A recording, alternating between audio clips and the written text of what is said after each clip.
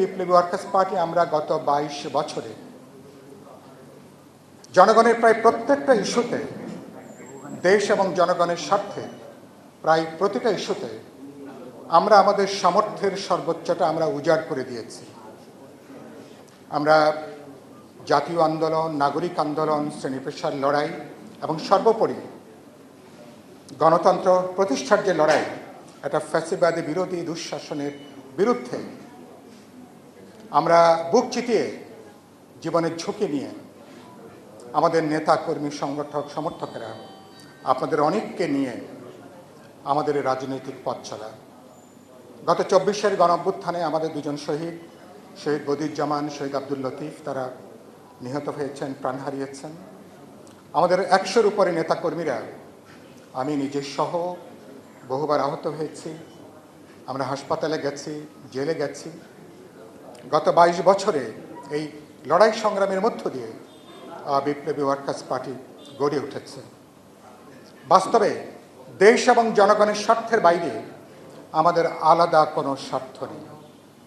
দেশ এবং জনগণের মঙ্গলের বাইরে দেশ এবং জনগণ, বিশেষ করে শ্রমজীবী সাধারণ মানুষের তাদের অধিকার, মুক্তি এবং ইনসাফের যে লড়াই, সেই লড়াইটা আমরা আমাদের সমস্ত শক্তিকে জড়ো করে আমরা চেয়েছি সময়ের ডাকে সাড়া দিতে।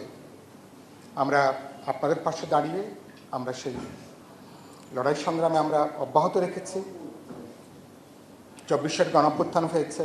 গত 1.5 বছরে আমরা দেখেছি এক অন্তর্বর্তী সরকার, তারা বেশ কিছু যেমন ভালো উদ্যোগ তারা নিয়েছেন, একই সাথে অনেকগুলো গণবিদ্রোহী, অনেকগুলো জনগণের প্রতিপক্ষে অনেকগুলো ভূমিকাও তারা পালন করেছেন এবং আজকে তারা এক এক করে অনেকগুলো জিনিস বেরিয়ে আসছে।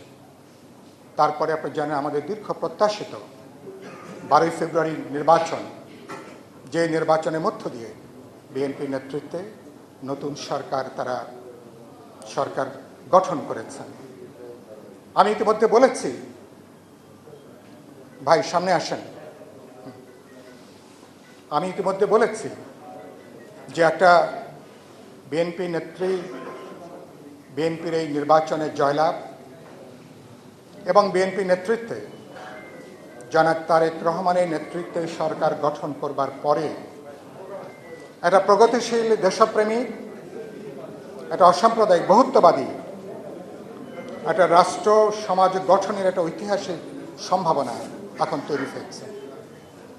বাংলাদেশ বাস্তবে একটা গুরুত্বপূর্ণ একটা সময় ইতিমধ্যে এখন তৈরি হয়েছে। বিএনপি এবং তারেক রহমান তারা যদি একটা প্রগতিশীল, গণতান্ত্রিক, দেশপ্রেমিক, বহুত্ববাদী, একটা ইনক্লুসিভ সমাজকে তারা যদি নেতৃত্ব প্রদান করতে পারেন, একটা দেশ গঠনে মানুষের যে বিপুল প্রত্যাশা, তারা যদি সেটাকে ধারণ করে তারা যদি এগিয়ে যেতে পারেন, তাহলে ইতিহাস বাংলাদেশের একটা গুরুত্বপূর্ণ সময় হিসাবে এই সময়টা চিহ্নিত হবে।